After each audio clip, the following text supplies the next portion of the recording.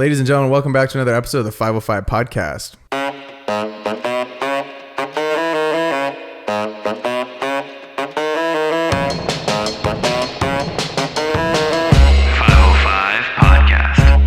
Today we welcome a very special guest. He is a content creator and business owner from Chicago, Illinois. Jordan created a company called Stayamo, which is a marketplace that pairs vacation rentals with creators from all around the world. Ladies and gentlemen, please welcome Jordan. Welcome to the show, my boy. Thank you. Awesome to be here. This production level is amazing. Let's go. Yeah, song on the phone, you know? It'll be edited in later. That's what I figured. Yeah, a placeholder. I know you've been on a few pods recently. How does our production stack up? This is the first in-person one. So yeah, I felt the nerves happening a bit more because it's like, damn, you get the energy of it all. But this is awesome. Fire. We should play a pump-up song, actually. We kind of forgot this time. Yeah, we forgot to get fired up, but I'm pretty juiced up already, and I need you to start us off strong today with a good one-handed crack. Cool. And there's only two rules. Pick it up off the table in one hand, and that is all it takes. And okay. Take us away. Gives a deduction. Yeah, just try not to dent it because then it'll... Take it away, Jordan. Okay. Difficulty level 7. No way. No way. No way. I don't know what to say about this. One hand. It's cracked. No dents. Did you dent it? Never Spin it before around. seen. Spin it around. I don't know what to say. Can I set it down and show you guys? 9-1. What is this? 9-1. Wow. 9-1. High score ever heard. That was like Belichick's approach to cracking the thing, dude. Are you kidding me? No, he told us before the pod started. He goes, "I got a different way to open it." And I was like, "Dude, he's gonna do something He's gonna stupid. try to do, And it's not gonna try to do, work. a backhand and it's gonna thing. be a 0." I'm wildly impressed. That was crazy. Shaking. He's like, I knew that would fucking work. Wow. Dude, that was incredible, man. Thanks, guys. Thanks. Wow. Now I'm really hyped. Start us off with a 9-1. That's amazing. I'm so hyped. Well, good stuff. Oh my God, we have a lot of stuff to talk about. We've only ever had 1 9. Yeah, you're the second 9 that we've ever given out. 9s are tough to give out. And the other one was just a flawless execution. Yeah. Yeah, that was Just a whole the different index level. finger. That was a like, style okay. point. You know, Yeah. you get some points for style and for risk factor. The that adds high stuff difficulty level on that Yeah, one. that adds stuff into it. It's And like the you pulled it Olympics. off. Wow. So have Yeah. you opened, you went to college, I assume, I can tell. I did. Yeah. And you've opened cans like that before, it would seem? Yeah, so for the listeners out there, if you also bite your nails, you sometimes struggle being able to open up certain cans. And so to give you a little head start. Because you got the teeth strength from biting your nails. So you can, Yes, That's where you're going with that. The hook around with your teeth. Right. You have great teeth, though, by the way. Thank you. You got to be Appreciate careful that. not to Yeah, be shake careful. it. I know, Seriously. thank you. You guys all do, actually. This is a great I had teeth braces. It's a great teeth Yeah. podcast over here. We all have braces? Where'd you go to school? I went to Mizzou. Oh, Okay. nice. University they of Missouri. party. Yeah, it's a good time. I was there when it was still the Big 12, so that's like aging me a little bit. But I went out there for their journalism school and did more of like the communication side in terms of field production of documentaries and all that kind of stuff. It was way more hands-on than the journalism school. It was very much of like classic like journalism law and stuff like that. And I'm like, I don't care to do that. Like, let me create stuff. And so that's where the communication school really like led its hand for me.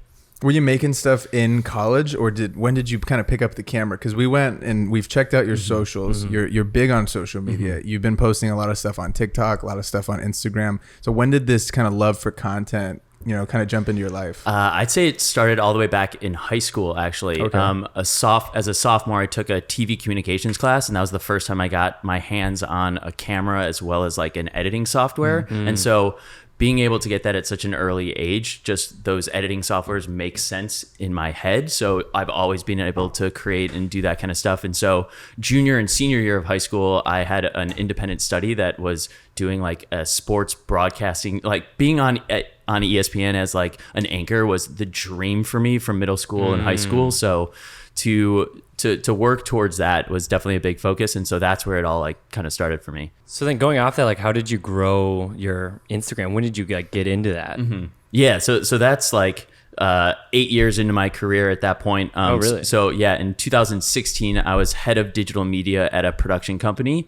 and I set out a goal to adventure out of LA once a month. And this is when vlogging was really big. So like Casey Neistat's popping off. I'm watching a lot of like Good Mythical Morning and all that kind of stuff and being like, yo, YouTube is like a thing and I want to travel more. I just could not be in an office anymore. I was finally at a job where my boss was great. Like the opportunities were amazing, but I still just wasn't happy. And you kind of need to leave LA like to enjoy LA and do all that. And so that was a big focus for me. And at the end, so at least once a month, I was creating these vlogs and telling a story, and I started to do more and more as I got more and more comfortable with it. And then in December of that year, two little dots ran across the highway as I was going up to the Grand Canyon. I was going from Sedona, Arizona up to Page, Arizona, where Horseshoe Bend and Antelope Canyon, the whole like Instagram thing was popping off then. And so because I'm documenting and telling the story, I had this whole scripted out, like I set out this goal to do this and here it is. It was this perfect storm because I had my camera sitting in my front seat. And so I pulled over and grabbed my camera and was like, you will not believe what I'm like coming across right now. And because I had a year's worth of practice, dedicated storytelling to vlogging and all that, I had all this footage and put it together, and a bunch of like the Dodo and all these other blogs picked it up and just went like insanely viral from there. No way. So and you how were old were just- you? I was 29 at the time. Wow. Yeah. So you've been making stuff for a minute. Yeah. So, I mean, we can go back to like right post college of like. I'd like to. Yeah. Go. So you graduate college, you switch into the journalism degree, and do you get a regular job out of school, or are you telling yourself that because you're a founder? You know, Jordan's a founder, and we know how founders badass. operate and how they work. You know, so were you like, I don't want to go into corporate America, or were you like, maybe I test this out? Yeah, so my parents are a bit like antiquated in the like, you get that safe job, you do that, you know, and the more that I think about it, I was like, man, you know, YouTube was just starting when I graduated high school in 2005. And obviously like for me to graduate high school in 2005 and be like, I'm going to be a YouTuber is just like crazy. Timeline is not a thing Right. that doesn't actually exist then. So I just wish I like leaned into it maybe a little bit more at that time. But I moved to LA for 6 months, slept on my brother's couch. I was actually only supposed to do it for 4 months, thinking I wanted to be an editor at like a commercial, like he was in advertising. And so much of my life, it was like, my brother is doing this, I should go do that. And as opposed to like really taking my own independence on it. But through my connections from Missouri and all that kind of stuff, I got a production assistant job at ESPN about 8 months after graduating college, and that their headquarters are in Bristol, Connecticut. So once I got that call, like 2 weeks later, packed up my car, moved to Connecticut, and was there for 2.5 years. Did you? Oh, go ahead. I was going to say, at this point, were you still focused on wanting to become an anchor on ESPN? It was something along those lines of like, sports is awesome. I love sports, all that kind of stuff. And here I am at 23 getting my dream job, you know, and I remember calling my cousin, like,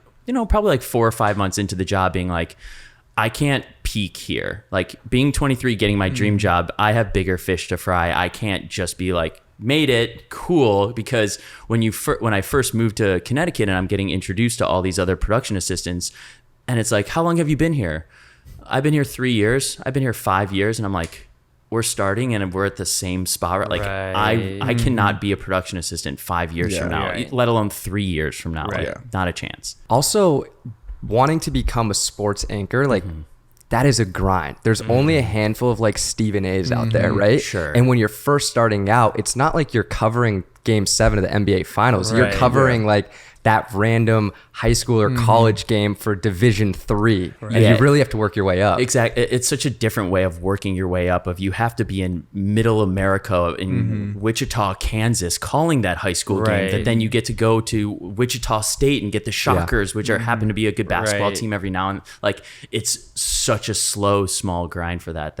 I learned pretty quickly, especially like the first year that I was at ESPN. Is just like, I cannot go another day talking about the Cowboys and it's not even the NFL season right now. Like, or like just that daily grind of like, hey, it's a Wednesday, we got to figure out what to do. And I'm just like, there's so many other stories we can tell. Let's have fun with this. Just throw LeBron versus MJ in there. How many times can we have that debate? Exactly. Like, and now because I'm so into it and I'm now such a casual sports fan because I got so burnt out from it, I'm still aware I follow those accounts, but when you see it where it's like LeBron, MJ, or so-and-so said this, and it's like, oh, right, it is a Wednesday. They have nothing. And I'm sure you know with it too, with like crazy. Season or out of season. When you're at ESPN, this is before socials really picked up, right? Because Correct? this is what, 2006? 2010. So Okay, so I it's graduated just- high school in 2005, graduated college 2009. Okay. Yeah. So it's just barely starting. Instagram at just 2010, correct? Yeah, so like end of 2010, I remember when I was there, like my friend was posting Instagram, and I'm like, "What is this?" Like, I want to put filters all over my Oh photos, my like gosh. and it was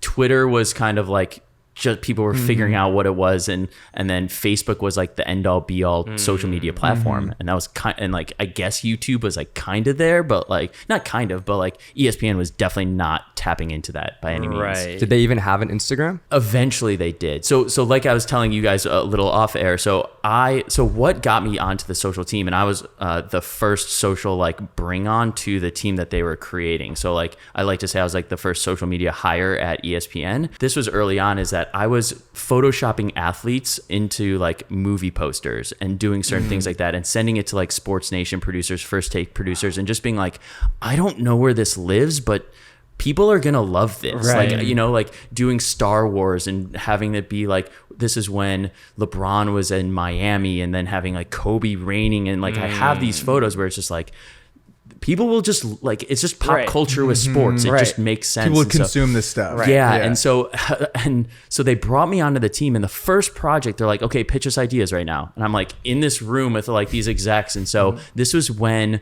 the AT&T commercials were like, how fast can it be? This fast, this fast. You know what I'm talking about? And so I pitched, and this is during Linsanity. Also. Like I'm like dating myself so much. No, Like Insanity was sick. like I was working on First Take during like the Tebow stuff when Skip really popped off and all that kind of stuff. But yeah, so we did a mock commercial of that, and then social started like being like way, and this is when Sports Nation was really starting to take off and being that social media hand to that. And so being like in the realms of that, learning and like somewhat breaking, I don't want to say we were breaking the internet, we were just like breaking how to engage with your audience that way. That's so interesting that you saw it from like the inception of like Totally. not having social, and then working at one of the biggest networks in the entire world and being like, yo kid, what do you got for us? Like what kind of ideas? Like that is so crazy. So like with your time at ESPN, how long were you at ESPN? A little over 2 years. Okay. And how did you see the content change from like the inception of when you were brought on initially to like where you saw it when you ended up leaving? Yeah, there was a lot happening of just like, you could get a lot of feedback from your audience, or there was a lot of directness. Like at that time still, it was very much of like memeing with impact font, like literally the font impact, like that's the time frame of what it was. And so it's like dunking on LeBron that he like couldn't finish in the fourth quarter. Like it was just like taking what Skip Bayless was saying or doing certain things like that. So it was just building that foundation over time. So granted, it was only another like year that I was there doing social, so like it wasn't that big of a change, but seeing where it's at now obviously is like a whole 180. Yeah, 100%. And so, okay, you're at ESPN for 2 years. After those 2 years are up, are you just like, I'm kind of sick of this, I want to try something else? Yeah, so there was a lot of things. So I was getting a lot of FOMO of seeing, once again, Facebook was the thing, and like people photo dumping of being like out in Chicago, out in New York, and I'm in the middle of Connecticut, and my work opportunities are amazing, but I'm 24, 25 at the time, 24-ish when this is really hitting, where I'm like, I can't wake up and be 30 again, being like, great, I live in the middle of Connecticut and my job's awesome, but like, what life experience do I have to really show for that? And so like sports just started to be a little bit like not as important to me, and realizing that, because there are people there that are like, you see just die hard people that is just like, I don't even do fantasy football anymore. I don't like, I watch a game when I want to, like all that kind of stuff. And so it just started to become a little bit of a toxic place for me. And I was just like, I need a better work-life balance. And so I started looking at jobs via cities and just being like worried about, I'll figure it out from there. Like I just need a better city. And it got me, and I ended up getting a great job. I came to LA in 2012 to run social for the NFL. Nice. How did the NFL at that time? What did social even look like for them? Or was it just Instagram and Facebook? I launched the Instagram for the NFL. That's wild. They didn't. crazy. I don't even At think NFL. That's yeah, insane. like leading into the 2012 season, 12-13 season. So they didn't even have that, and it was just like kind of educating and building that foundation of like, here's how like end of score graphics should be, which they still use to like implementing these foundations that they've obviously evolved over time, but like this is how you run your social, this is how you do it, and seeing it that way. Yeah. Was the at NFL domain or like Instagram handle available? Like, or Yeah, did someone- we didn't have any issue, which is surprising That that we is didn't have an surprising. issue. I would with have that. thought someone would have gotten it and then you had to like bid war It's like for the same it. as like when the internet first came about and you're Right. just getting all these www dot whatever domain names. Right. Well, didn't that one guy buy like Yeah. MiamiDolphins.com or something and like made like a shit ton of money or whatever? Yeah, or the guy that did, I think it was XYZ ABC, or like, and then Google like started this like branch, and they were like, "Oh, we need this," and paid him like 500 grand or something like that. It's incredible. Like, happen to me? It's just like forward thinking, I You're guess. right. It's just I like get it. I don't got lucking that, out. yeah. so are you kind of nice at Photoshop if you're making these graphics at ESPN and then also doing it at I am NFL? now. Okay. Yeah, like I mean, Yeah. looking. I think, and you guys can be a testament to this too. Is just like looking back at your original work and like looking at it now, you're just like, oof, that was a little yeah. rough around the Absolutely. edges. But Sure. also back at that time, like also looking at movies back in like late '80s, early '90s, and you're like, the audience just bought this huge plot hole. Like we just were, we're like Yeah. these graphics are like, we're just cool with that. Like, Like the CGI and Spy Kids. yeah. I love that movie. Me too. Don't you talk about Junie like that? Don't shit on Spike It. you know the kid is married to Meghan Trainor. I saw that. I What? saw And has a that. kid, yeah. Yeah. Good for him, dude. Good old Junie. He was the rock star of that About generation. business. Yeah, he really was, dude. So yeah, so funny. I don't know if you guys do that as well, or like watching Oh, like absolutely. Seinfeld or Friends, where it's like this whole shot is out of focus. Like, Right. what are we doing? Right. So yeah, like I was definitely on the front end of doing that and had very baseline skills, which I taught myself how to do the Photoshop. But yeah, I mean, I definitely feel really proud of it, and still today, like think that work, like putting pop culture in with anything, it, like all of our. There's no such thing as, the way that in high school movies, it's like, they're the nerds, they're this. I feel like we're all just blended together, like nerd culture, like anime, like being good at sport. Like you can be all of that. You don't have to be segregated. Being that you're at this major network at NFL, but you're doing social, are your parents still a little bit skeptic about like, you have this great quote unquote corporate job, but you're doing something that maybe at the time is still seen as like a fad, or like, is social Experimental. media going to still be around? They're okay with it because I have that backing of that. So if like social media Yeah. goes away, that they would find me another job in Sure. the corporate. Well, granted, every time I would come home for a holiday, I'd have to re-explain what I Totally. do. But funny. It's so weird Yeah. to think about. So And then funny. also going off of that, now being that you're in a major city, how was that mentally for you coming from a smaller town to being like, did opportunities feel just like more available, and like did you feel more Yeah. creative being in a major city? 100%. Like there was leaving LA is actually the hardest part. It's like going to Connecticut for LA. It was like, how soon can I Right. start this job? Obviously it was like, let me take some time off to drive cross country and do all that kind of stuff. But yeah, it was great. My brother was living here at the time. I had a couple like hometown friends that were living out here. So I had this, and also LA is like one of those cities that it usually takes like a year and a half to like find your people. But for me, I moved here and like had people. Oh, And nice. so that was like such an adjustment of like amazingness. And so, yeah, it was really great. And also going from the East Coast to the West Coast, where games finish at 8:30 as opposed to start at 8:30. So like I'm done with work. I did everything, like the game's over. I can now go grab a beer with some friends or go out. Yeah. So like it just provides yourself so much more flexibility. Where in LA were you living? I first moved to Hermosa Beach. Okay, Nice. that's yeah. right. Yeah. So that was great. Like to move from middle of Connecticut to having like a porch that looked at the ocean. Yeah, is not bad. I game love changer. Hermosa, dude. Yeah. After you're at the NFL, what made you decide to ultimately leave? So that was actually just a contracted experience. And I was looking to expand and be a little bit less about sports. Like I wanted my Sundays back a little bit. And so I had a friend who worked at this, I guess like a Facebook ads marketing agency, something along those lines. And they had a creative social spot open to run social for Insomniac, the music festival. Yeah. So what year is that? That's 2013. So that's like peak EDM. Dude, Progressive House is like in its prime. Yeah, like Avicii is, running full steam ahead. Swedish House Mafia, like all that kind of stuff. Dylan Francis is coming into his own, like all this kind of stuff. And I was so into that music, so into that scene. And I wanted to find a way to bridge that gap a little bit more of doing social, but also like IRL stuff. Like how can we do live event stuff, being creative on social that's like creating FOMO of like, you should come to this. You're missing out by not being at this show, this festival. You're like, I dealt with too much FOMO. Now I'm going to fucking create it. Yes. Literally. Fuck y'all. Exactly.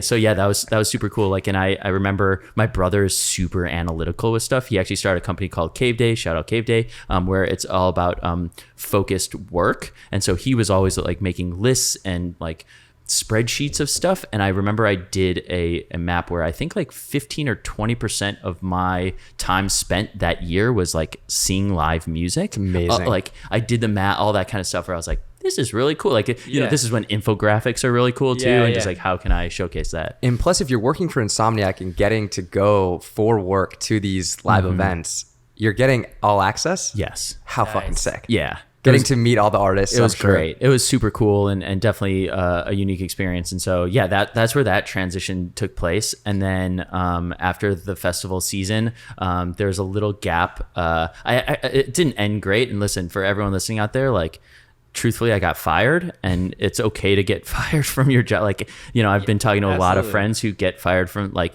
it just didn't work out. It wasn't a right fit. Like, they're literally running with it, and they, like, no shade on Insomniac. I think they're amazing. The festivals that they do are top tier. And I think the craziness leads into that, but it's a little bit of like a chicken with its head cut off, and everyone's doing that, but shout out to them. They get shit done. It didn't work well. Like, it wasn't a fit, and that happens. But important message, you can get fired, and it's okay. It's not the end of the world. I remember I watched my dad get fired once. I was like, the only time I've ever seen him cry. And even then I was like, Dad, you're going to find a fucking another job, dude. He did eventually. Yeah. But like, yeah, it's a good message to have, to know. Yeah, you know? 100%. Just, it's okay. Especially like leaving on terms of where it's like, it's just not a fit, and that's okay. Right. And it just like, you know, it wasn't like any, Did you start vlogging and doing all those things on social then after you left that job? I should have. I know. I'm so mad. So I got another freelance job running social media for Pepsi during the World Cup. That was 2014 summer. That was the worst working experience I've ever had in my life. Oh, no. And so that was bad. Got fired from that one too. It was like a 3 or 4 month contract, and like 2 months in, it was just like, hey, this just isn't working out. And I'm just like, you're right. I agree. Thank you guys for this. And once again, like that at that point is when I should have. It was still 2 years later. That is when I started. I do want to say that it's really important that you said that how you're contracted for a few months. We tell kids that when they're, you know, if they're doing social media or working as like a contracted photographer or videographer, and you're like working on a new contract with a new client, it's important to do like a trial period. Like you don't want to lock in a full like 6 months to a year contract. Start off with like 1 to 3 months, because you're vetting them just as much as they're vetting you, and you want it to be a right fit. 100%. Like a job that I had this summer that ended up being freelance that was supposed to be full time, and I was like, heck yes, this is a great salary. Like, I'm ready to do this. This is I'll be able to do it. And both through discussion, it ended up being only like 2 months. And after 2 months, I was like, yeah, this isn't a right fit. I'm so glad like this can be, that's such a great thing to tell them. It's just like, vet it. It's dating. Totally. Yeah. So especially because you're going to spend more time with them. Well, probably about the same time with them as you would a girlfriend. You know what I mean? Like, it seems like you're the only one with a relationship. So tell us, how much time should we be spending? Oh, okay, great. Sorry about that, man. You just haven't mentioned her. Well, shout out to the girl. Now that we've been talking relationships, sorry if you're listening to this. She doesn't listen. She definitely doesn't listen. She doesn't listen. That's so funny. I don't think either of them do. Only episode she listens to. So I just fast forward, and this is the first thing that you guys This is talk about about. 20 minutes. Us laughing at your absence. We're done with those jobs. Yeah. when does the idea spark to start a company, and how does that actually pop into your mind? Because your company is very specific to creators. It is specific to creators and to people that own real estate. So how did that idea kind of pop into your head where you were like, there's a problem here and this needs to be fixed? That's a great question. So this is, we were at 2014, let's jump to 2017. And so December of 2016, I find the dogs, and then I'm working as head of digital media at this production company. And April, I give my 2 weeks. May 1st, I'm going to do a month-long road trip with these dogs. The video hasn't even gone viral yet. I'm leaving my job with like 900 Instagram followers, 80 subscribers on YouTube. Like, I'm just like, I can't do this. I need to believe in myself. I'm watching all these, like, I just did a year's worth of storytelling. I love that. The process of shooting, editing, clicking publish is the greatest feeling in my life right now. Totally. And I need to chase that. So I'm doing this month-long road trip, and halfway through the road trip is when the video goes viral. It gets 21 million views overnight. And like, on where? On YouTube? On the Dodo. Oh, on the Dodo. So Dodo, the Dodo okay. posted on their Facebook. It's their number one viewed video of 2017. And if not the most viewed video of 2017 on the internet. It was number one on Reddit every 2 months for the next year and a half. Holy shit. Just like kept recirculating every like 2 to 4 months. It would just like keep popping up and keep like getting that push. And right now, if you go to the Dodo and search, it takes a second, but it's at 120 million views just on their page. But I can't even like reference how many other like Instagram pages and all that kind of stuff who some tagged me, some didn't tag me, like just all the, and so I'm coming back down. I did this big loop of the West Coast, hitting national parks and visiting friends. And I had some money saved, but I'm also like staying with friends along the way, and having these puppies made it a little bit easier. Now I can't really stay with friends because I have 2 like medium-sized dogs. But on the way down, I remember I was messaging. So because it went viral, I had about 20 to 25,000 Instagram followers that came in from that happening. And I remember I DM'd a couple, 2 houses in Joshua Tree and a cabin in Zion. And surprisingly enough, they all said yes. I was like 3 for 3 on this, which, you know, as you're reaching out to brands and doing that, you hear hundreds of no's before you get that first yes. And so that was a little bit of like a, holy shit, what is happening right now? Like, this is just free. Yeah, exactly. And like, once again, my photography skills at that time were not great. And so like, I definitely didn't totally deliver for them how I should have, but that's okay. Like, it was still, social media is still like kind of new, and working with influencers on homes.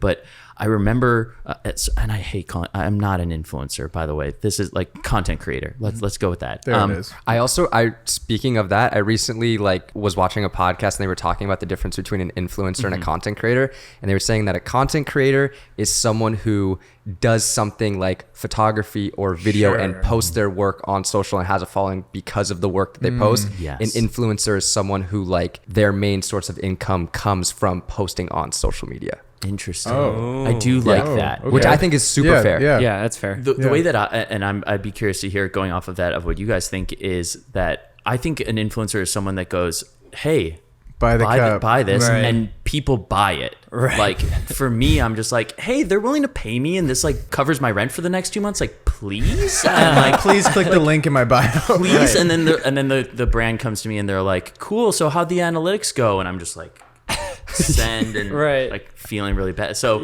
you know, and it's also a huge red flag if someone has in their profile that they say that they're an influencer. Because it's like, wow, you don't have the social awareness that even someone who is actually an influencer should not be calling themselves. Or like public figure. The worst. Go fuck yourself. It's always like that like entrepreneur from like Kansas or whatever that like walked a dog once, and I was like, dude, I made $20 walking a dog. I'm by myself. Public figure. I grinded to get here. Yeah. So going back, so I got the 3 yeses, and I remember just being like, man, I would love to share this with more people. This is like, yeah, go ahead.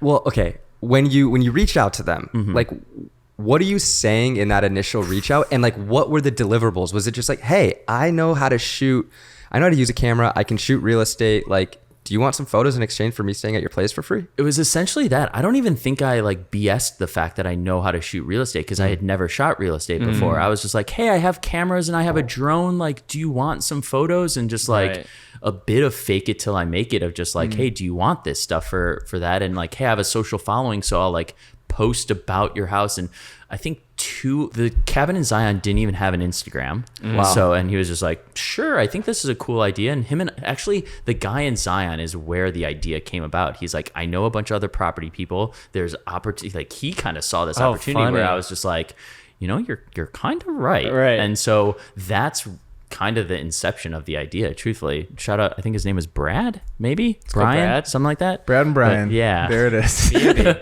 Airbnb. You come up, we get this idea going in the back, you know, Sure. we get the idea going. Yeah. This is 2017. This is 2017. Okay. Yeah. How do you go about physically making this company? Because it doesn't just require guys like us to buy in. Yeah. It requires homes to buy in. Sure. So how did you go about going to these Airbnb companies and saying, hey, I have creators, and also on top of that, after you're done with that, I'd like to know, how is Stayamo like making money off of all of this? Yeah. You know? No, that's a great question. So it definitely took, so after 2017 and I was doing a lot more of like, I want to be adventure content creator and doing all this kind of stuff. I was like, all right, I don't want to rough it anymore. I want to like stay at some nice places. And so I've, We're kind of glamp. We want to, yes. And I'm at the point where I'm like, the idea of camping is awesome, but let's Right. clamp. Let's Let's get a have some yurt. hot Let's get a water. nice Let's yurt, have, dude. I'll get a photo like next to a tent, but like I'm actually staying in the house down the road. Like Bear Exactly. Grylls, dude. Yeah. Just sleeping in hotels the whole time. Is that what he does? People think so. I don't know. It's a rumor, but whatever. I love Bear Grylls. Shut up. That'd be awesome. So I always say the idea of it is better than actually doing it. But yeah, that was a big focus for me and a big push that I wanted to do is like staying at hotels more. So I started to get some great campaigns working with Best Western and some other boutique hotels. And where it really came together is that my business partner ran the social media account Best Airbnb, which isn't affiliated with Airbnb, but because it like kind of like he spoke to the marketing team and they were smart about this enough where they were like, cool, this is free marketing for us. And they were really smart and cool about that. Funny enough, my friend who is a travel nurse but still likes to stay at nice places and is like a good iPhone photographer, she posted one of the Airbnbs that she was staying at, shared it, like Best Airbnb shared it, and she put it on her story, and I was like, yo, who is this guy? I need to work with this guy. And so connected with him. Crazy. And then it was a very yin and yang thing where it's like, you have connections to all these homes, I know all the creators in this, and so we just were like, how can we do this? And that's where it came together. That was end of 2018, and then January 2019 is when we launched.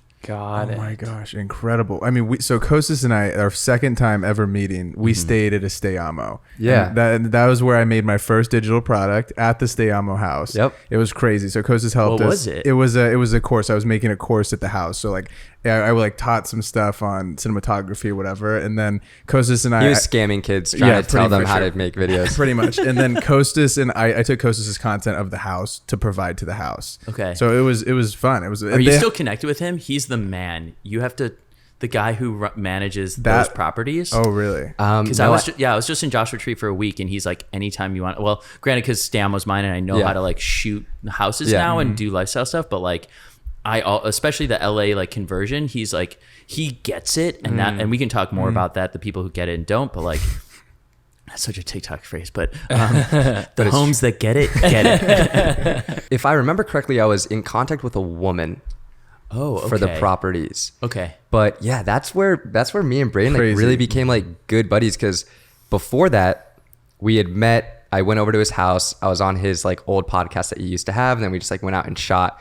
And that was we had talked for a minute, and then that was our first time meeting in person. Kind of nervous on a date. And then we stayed in contact, and at that point in my like life and just in my network, I didn't have many friends still in LA that knew how to like take photos and do videos. I knew a handful, but I was like, Braden, I have this like kind of last minute like brand deal with this like sick Airbnb in Joshua Tree. Like, do you want to go? And he's like, this would work perfect. Can you help me shoot for my course? I was like, yeah, of course. I was like, can you take some photos of me? He's like, yeah, cool. And we just like chilled for like 2 nights. It was awesome. Oh, yeah, And the Airbnb was crazy. It was so Dude, it had a literal old Western saloon so and all fun, kinds dude. of crazy shit on it. It was so cool. Content we got there was fucking dope. Yeah. Yeah, it you was got great sick. stuff on that. And I always go to homes like that where I'm just like, I just need to hire, like not hire, just like throw a little party where it's a themed like Western party. And this house that I went to, it was 70s themed. Like it was, so fun. It's so sick. And it has this hidden room that's like this little hot box jungle like setup. I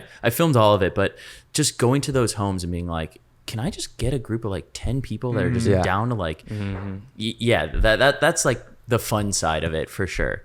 Okay, so I have so many questions about Stay Amo. So I want to have you answer Braden's question though. Like, what exactly is the business model behind Stay Amo, and like how do you make money through Stay Amo? Because it is right. It's like a stay in exchange for content. So like there's no money being correct, and it's free to be on our platform right now. That's where we're at. So a big step for us is we are building out a lot of premium features and moving forward and building out the platform. So we are starting to shift towards that, and hopefully, fingers crossed, knock on wood, all that good stuff. We are ready to launch that by the end of the month, beginning of October. Nice. But thank you. Yeah, we're really excited. We've spent a lot of like the first half of this year building that out, and it looks sick. I just met with my business partner yesterday to like see it in person, and he's the whole tech side and the whole tech team doing that kind of stuff.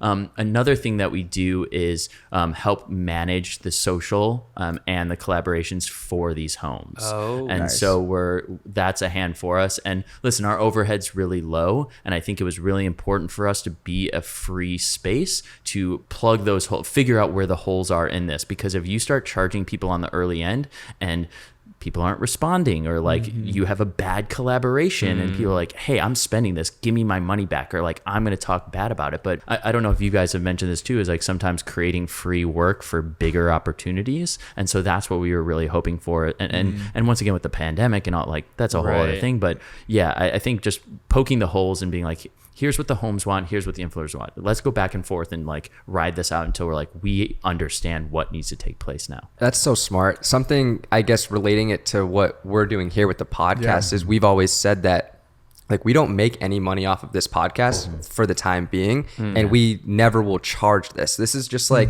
a free thing. We want to give away as much like info as we can, have on amazing guests, and we think we know in the future we'll be able to monetize it in other ways. But like I think that's smart, going about it free at the beginning and like knowing that create something successful for free and like putting the time and energy, and then like eventually down the road you'll be able to monetize it. Can I ask you guys about that though? Because you guys create amazing work. Obviously get paid really well to do really awesome stuff. How does it feel? Like for me, I'm just gonna ask you guys, how does it feel to just have something that you're not like concerned about the return? Like you are concerned about the numbers, but like it's more of just like, hey, we're doing this because we're passionate about it. I think it's probably the most fun part of my week, and I get to see the two of them. We just get to hang out. We get to come, and we have an awesome guest usually. And on top of that, the messages that we get are like, I can't even explain how happy I get when I get a message. It's like, yo, I just landed my first gig. I'm like, this is like life changing for somebody. Or like I'm full time now because I just listened to you guys talk, and I'm like, it doesn't feel like we're doing that when we're just hanging out. But then you see the messages and you're like, that we have to keep going. I will also say too, another thing is like selfishly, it's like I want to learn from you guys, because like every once in a while I'm like, oh, I didn't know that, like even from them, like about like how to mic up someone or like some random shit like that. But also like, I mean, I had like this clip that went like pretty viral on TikTok, and this I shoot for like Genesis, Kia, Hyundai, like car commercial stuff, and this Genesis client was like, I want you to do TikToks. I saw you on my For You page. Like, let's like do more TikTok stuff for years. And I was like, what was he? He's like, you're on a podcast. I was like, oh shit. I talked some shit sometimes, but like, glad you didn't listen to that part. But like, it's weird that it's more return than in different ways than we could have really expected. Yeah. The ROIs, sometimes you can't quantify it. The messages that we get are incredible. We joke around about this, but we joke around and we were like, yo, we got the college dropout like Kanye does before it even launched type of thing. But we are like, we really feel like we have something special here. And I love getting to talk to them. I love getting to use it as a networking tool to bring people into our home, have awesome conversations, get to know other creators well. When we interview people or when we have people on our podcast, it's like, it's a much stronger first touch point or second touch point. Yeah. You get closer to that person. It would take, I think, 3 or 4 times hanging out with that individual. Totally. You kind of like, you get a little bit farther along in that relationship, which is great. Well, the same way like you guys go into that house together where it's just like, hey, we're here to create content, like, do that and see that. But yeah, I guess like to jump in here is like, anything that I can do that brings me back to 2016, where just the process and clicking publish is all that I care about. And that seems like that's what you guys are doing here. Like, it's nice to have that little outlet where it's like, okay, I have my job and this is this, but we're here because this is important to me. Like I find that value. So that's awesome. Yeah, it's something that I want to do for a really long time. Mm-hmm. You know, the money I hope will come eventually. If it doesn't, like, it's all good. Right. Yeah. And yeah, it's just like a ton of fun. Like, It's cool to have these forever. Like if someone wants to Right. learn about something, like I could, if my kid wanted to learn about photo video, I'm like, I got you. I had a friend who asked me like, Sign up for this course. Use my promo code. right, $300 off. I had this friend who was like, hey, me and my boss are like starting social media around her. Like she had like a small business on like Abercrombie.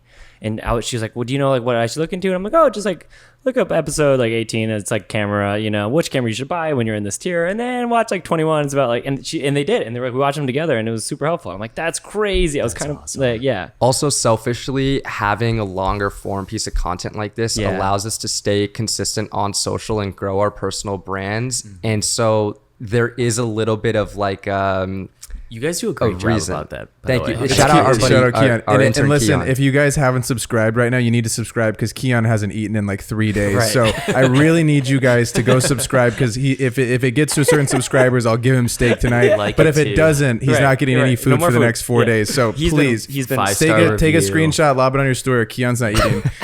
okay, going back to Stay Amo though. Yeah. But that's a little bit about No, why we do I mean, it. I asked that question Yeah. and I love hearing that too because it's nice interacting with like other creators. And Totally. hearing how that is. I want to know, like, do you get high on your own supply? Like, are you like getting to stay at these Airbnbs as well? I just spent a week in Joshua Tree That's right before fucking coming sick. here. I like, yeah, it's awesome. And I definitely like, here's a note too, is like, and we need to do a better job about this because the homes that come on are always very eager early on. So we just had this house that like sleeps like 12 people in the Hamptons. That's absolutely beautiful. And I messaged my 3 friends that live in New York and I'm like, yo, new Stay Amo house just dropped. Like the homes are always so eager early on. They just like, they're on the platform for a reason. And so if you can get it, like if you're kind of like first to the plate, you're going to get those opportunities. And so sometimes high on my own supply, like I'm uploading some of these homes into or seeing like reviewing and being like, yeah, I could do a trip to Arizona. Like I'm down for that, you know, and Let me just like, check my hey, do schedule. you I'm want free. a proper Stay Amo experience? I'll even like share it on our stories and do all that, Right. like, you know, and really kind of up it because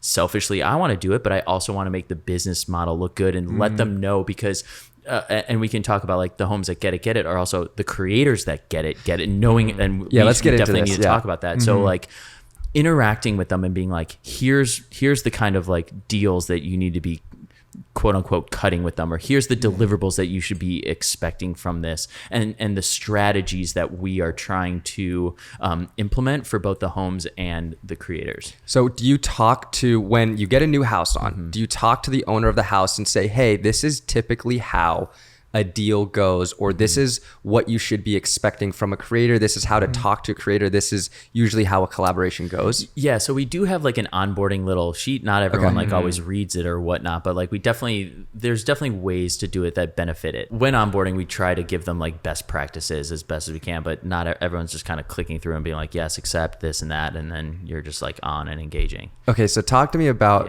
the homes that get it, and the creators, and the homes that don't. Yeah. Also, the creators that get it, and the creators that don't.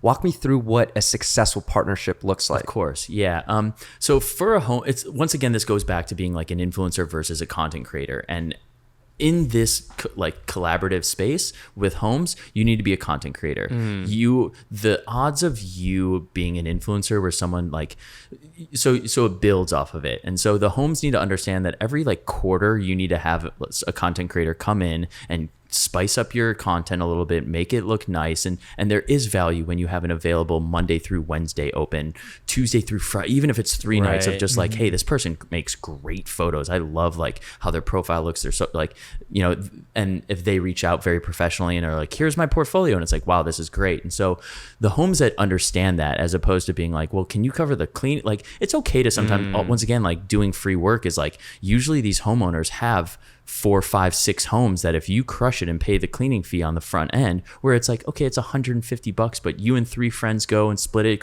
you're going to create content anyway. You get a weekend away or even weekdays away, but whatever. And so the homes that understand that, as opposed to like the homes that don't, that are like on our platform that are just like, oh, it's just a vacation rental. Like, it's not a big deal. It's like, no, you need to like have coffee in your house. You need to have like oil and, you know, cooking. So like, and that's just baseline Airbnb stuff. Right. That's not even like content creation stuff. But like, once again, the creator needs to understand that they're going there to enjoy the house, but also to create the content. Right. And the home needs to understand that like you need to showcase that this is like a full marketing scale thing where you book on Airbnb. And so that way you get the boost in the 5-star rating, you get the boost in pictures. And to go off of it is, I mean, I'm going to be tangent. I don't want to tangent too much. So from a home standpoint is just the homes that understand of having someone come in every 3 to 4 months for just a couple days is important and is valuable. And when it comes time to getting a bigger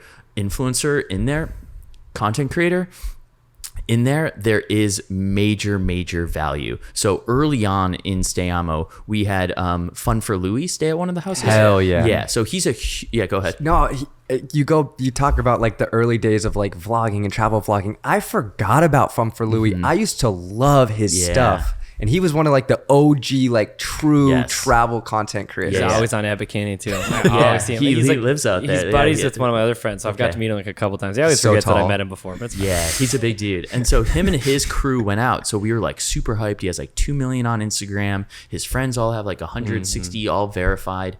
And the house that they stayed at was this beautiful cabin in Lake Arrowhead.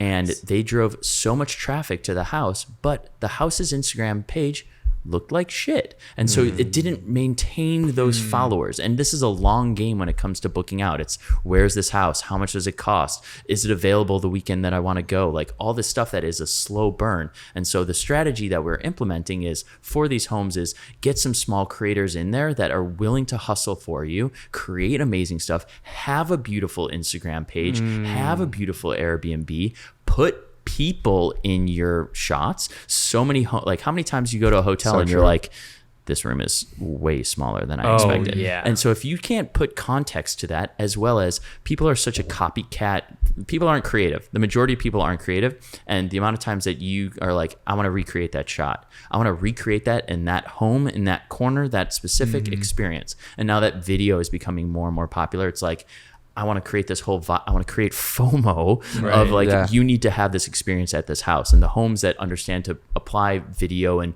you know, the whole Reels thing, we can get into that. That's a different story. But I think being able to do that so that you have this foundation of beautiful photos that then you bring in the big influencer, the big creator that has a large following, that when their audience goes and looks, you grow your audience, you get those, you know, and then you can start charging more because there is that intrigue around it. And also you just have like really, really nice photos. Man, that makes so much sense.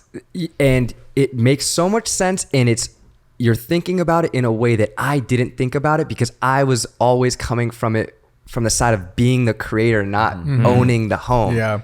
And that's so true. Like if you do have your content on point and you create this FOMO and there's high demand, like you can then charge more per night. Like the house that we stayed at, that is one of my girlfriend's best friends. Her like buddy owns that house. Okay. He owns the house. Oh, nice. Small world. She was at that and I go, I've stayed there. And she goes, really? Like I'm here with the guy who owns it. I was like, well, whatever. Anyway, anyways, it was just really interesting though, because that home like obviously gets it. You look at their page; it's beautiful. They have all these different. You know, they have the hot tub situation. They have like a cool sauna. It's like when you look at it, I'm like, I would want to stay here. Like I'd want to stay here. You know, it's like.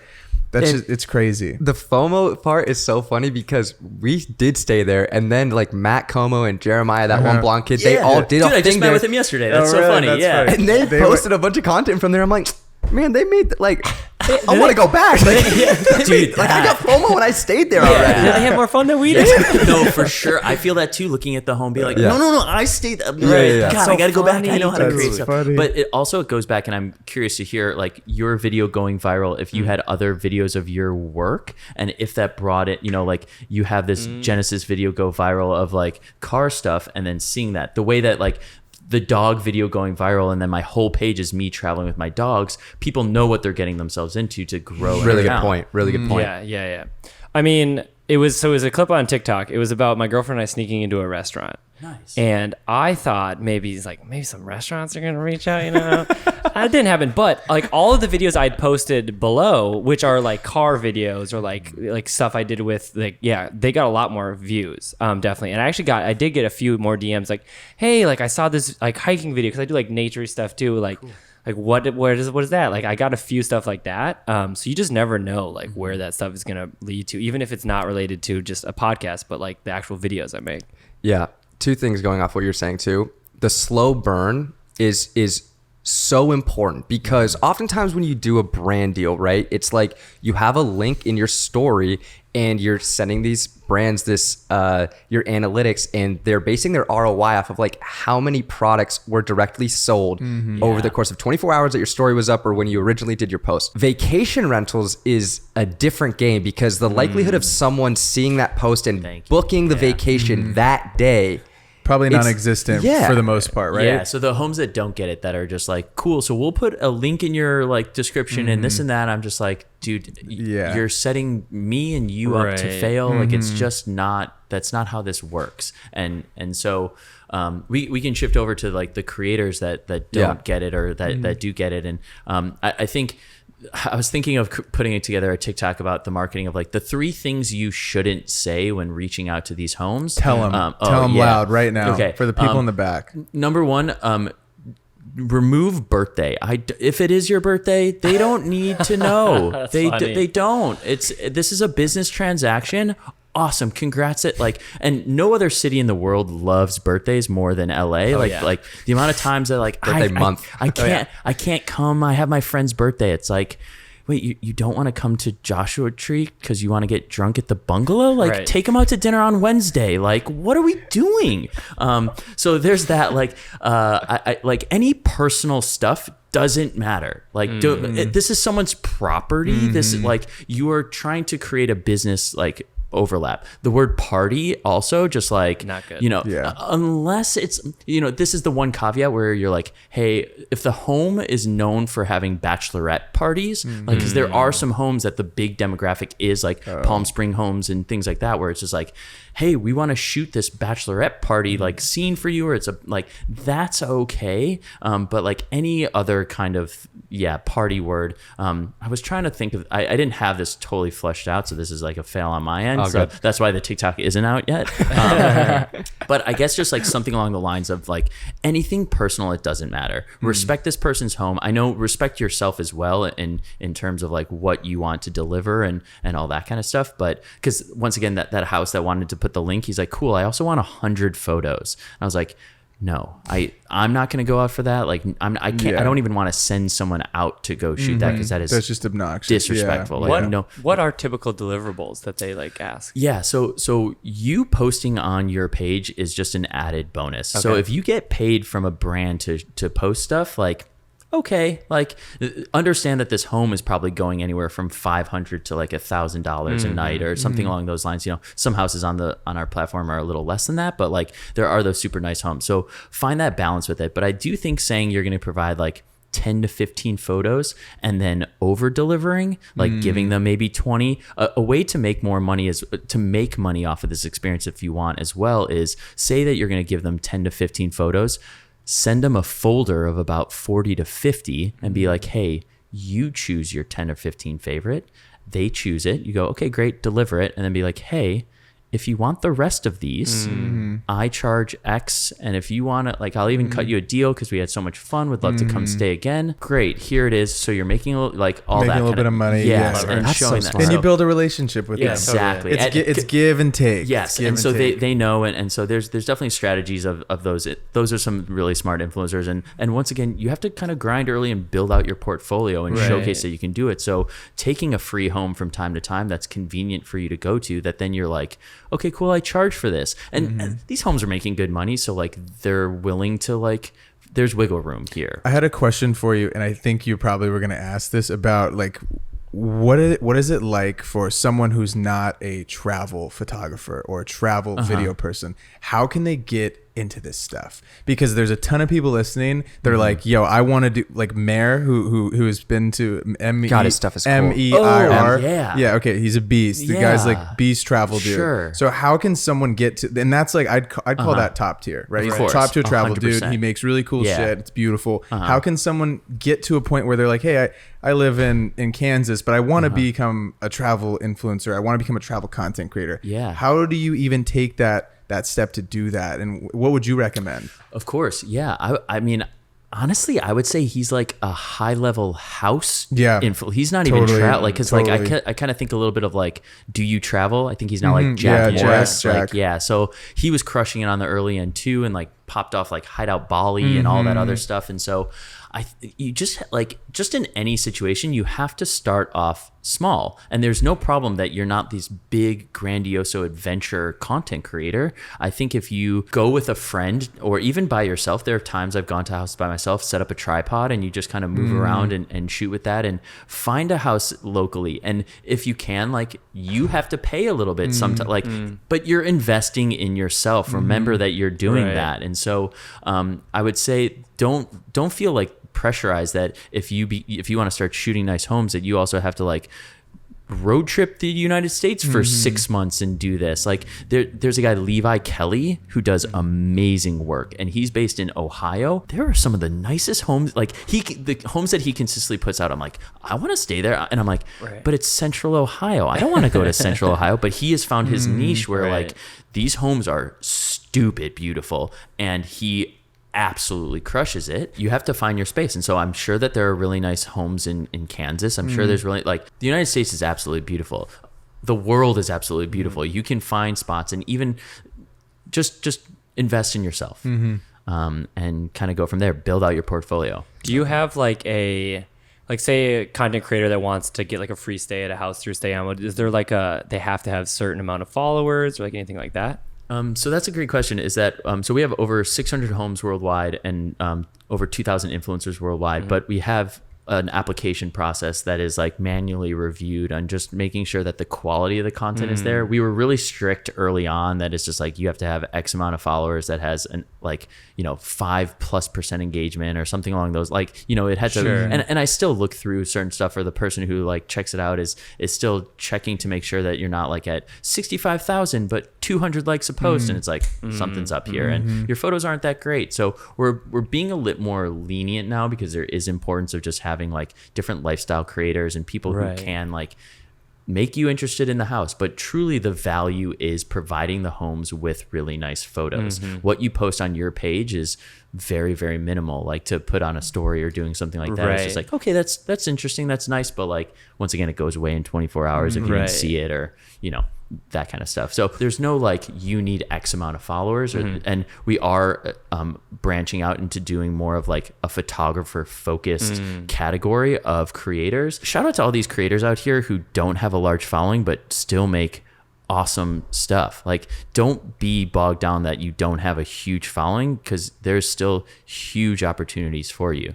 Totally. I've seen that recently on TikTok. I saw this girl doing her monthly earnings, and I think she had 5 or 6,000 on the gram, and she was just talking about how much she was making. I was like, not bad. And do you do like videos as well? Are videos common for the houses, or? Yeah, so that I don't do anything like you guys do. I'm very envious of your skill set. Like I wish I had emphasized. Anyways, I think the walkthrough videos just with your iPhone and just like the tours like that bring value to the homes. Like there are people like you guys who create those beautiful cinematic ways of doing stuff. And like you said, like the things that pop off kind of on social media are sometimes just iPhone videos that is, hey, the light is coming in super beautiful, and you just, it's golden hour, and you just swoop through and call it a day. So if you have like 6,500 Instagram followers, like pretty good at making photos and videos, could you like apply? 100%. Like maybe I got you, man. I was trying you got the id.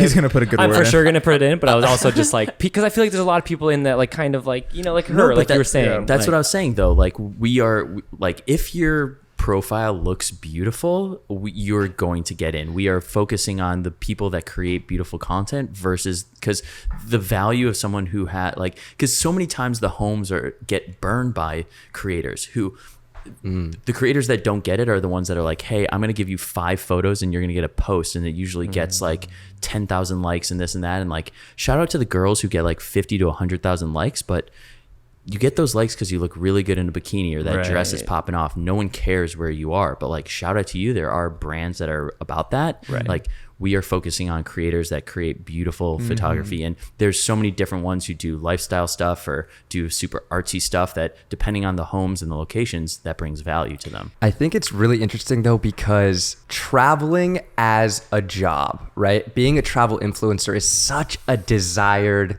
job. It's such a desired thing that kids want to do.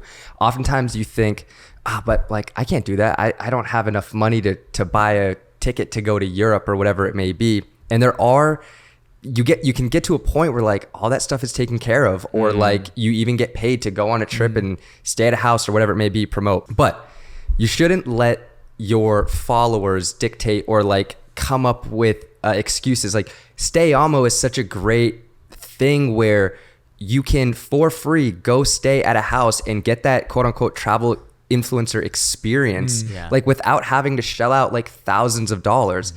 But what you were saying about when that video of the dogs went viral and then your whole page was also dedicated to like traveling with the dogs, like the followers translated. So if you're listening to this and you want to get into the travel influencer content creator space, let's say you shoot cars or sports, and that's what like your TikTok or Instagram is dedicated to.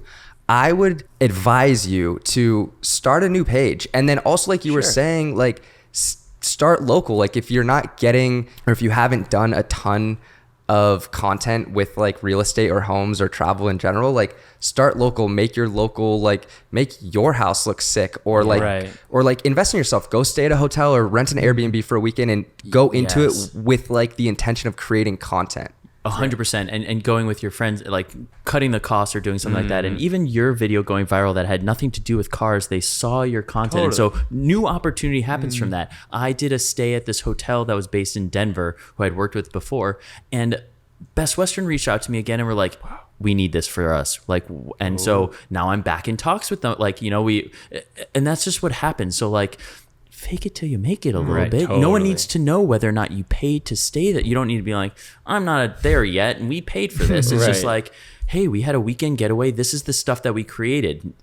That's it. Yeah. Awesome. Boom. Yeah. Wow. That's great. Okay. Wow. That was so much fun. That was so cheap. We crushed it. Let's do that. Like, you know, and yeah, it's just momentum. Totally. And I also think that's really interesting how you said have other stuff that you can offer, right? Like if the deliverables that you promise the place that you're staying is like 5 to 10 photos and maybe like an Instagram story or, you know, maybe like a few Instagram reels, whatever it may be, like having other stuff that you can offer them on top of it is a great way to profit off of this. Like that's smart. Free stay. Absolutely. And there's nothing wrong. Like you're going to, if you stay, you're going to create the content anyways. Totally. If you're listening to this, you have your camera ready to go at all times. Like that's what's important. And so to tag the house and be uppity about it, where it's like, yo, if they have a dope hot tub and you get a sick sunset hot tub shot, like what, you're not going to tag them because they're not like, because they're not paying you. Who cares? Like do that. Other homes, like homes follow that. They're going to share it. Other homes see it. Like it's just like, it's a snowball.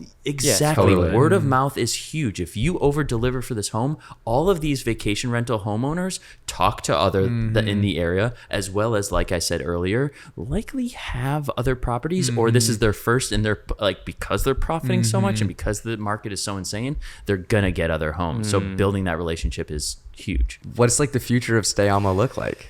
Yeah, that was a great. So I met with my business partner. He's based in LA. I'm now in Denver, and I think we're just trying. Like, it's so exciting. It's like trying to find the right path, and so small steps is like launching this new platform and making sure that we have all the features that everyone's really looking forward to. An avenue that we can do is like taking some of the bookings and having the bookings through us and having the collaborations really owned by us is really exciting for me, from like a marketing and just like general fun standpoint, from a creator and the opportunities. Like, I want to shoot music videos at these houses. I want to do like circle stuff, like, you know, that like that is a number one goal since we launched. Is just What like, circle stuff? Circle on YouTube. They have like the DJs playing at like amazing locations. Okay. So, like, that's That's such a good idea. we'll talk after this. And so doing events like that, and like I said, like being at that house that's 70s theme is just being like, get a couple sponsors, get a couple creators out there, a couple photographers, and we're just having a good time out in the desert. But like this home is popping on, like doing It's that being and published. Yes, Yeah. exactly, and all that kind of stuff. Just like different ways to just have fun with it, have fun with the marketing, have fun with these homes, and find the homes that do understand the importance of it. That's really smart Yeah, because it is. we talk about like as a creator, we're like, okay, how can you monetize? Well, you can rent gear or like creating Digital products. creating digital product, but like creating a space that people can rent out. Like you're doing that without actually owning it. Yeah, That's really smart. So that's another thing is finding like the middle ground platform for like when you guys have these brand shoots to do and you need a dope location that changes it up. Hey, have a getaway, do this, like, you know, and finding avenues to do that, or brands that want to have their product in all of these houses that are willing to do that is just like, Oh, that's smart. Like Liquid IV could be in all those houses or yeah, whatever. exactly. Yeah. Shout out Double Brandon digital. Cohn So on that. Do you guys smart. know Brandon? I don't No? know Brandon, Okay. but we know Bobby. Okay. Bobby does the partnerships for their podcast. sick. Met Bobby last night. Yeah. Okay. He's a cool guy. Right on. Yeah, that's yeah. sweet. Liquid IV is great. They're awesome. They when I had another podcast a long time ago, and they were the first ever brand that sent us the Liquid IV. I love Bobby Liquid sent it to IV, us, yeah. and I was like, "This is so good." You did some Liquid IV stuff when we stayed there. We shot Liquid IV content Oh, at that nice. house. So yeah. you're basically doing what he's pitching. Yeah, Exactly. that's crazy. So Yeah. cool. Wow. That's really exciting. Yeah. You've mentioned so many things that I didn't originally think about when Right. thinking about Stay Amo, which is really interesting to hear about. Awesome. Probably a good sign of a good foundry. You know, Yeah, I love that. Thank you guys. You're hyping me up too. I have one more question Please. for you. So Okay. I want some advice. If you could go back to your 18-year-old self, to you personally, hell yeah. what would you tell that person before you embark on this journey of going to NFL and doing all these different jobs and having all these life experiences and then founding a company? But right now, what would you tell that 18-year-old kid? Relax. I was a very tightly wound up kid. Believe in yourself. Like I said, investing in myself a bit more, lean into my passions a bit more. There's definitely times that I like pulled away from using a camera, editing, doing that. And every time I get back to it, I just restarted. Like I'm on a 30-day drawing challenge. And like, I love the 15-minute getaway of just like, these aren't masterpieces, but it's just like, I love creating art and doing that and like feeling like a kid again a little bit. So be a little playful with yourself. Not everything is so monumental. For me, like it was like, oh, I kissed this girl at prom. Everyone's going to be talking about it for the rest of their lives. It's like, no one cares. No one's thinking about that. So much like it changes. So lean into your passions and just like relax. It's going to work out. I love it. Well, good where advice. where can the people find you on social media?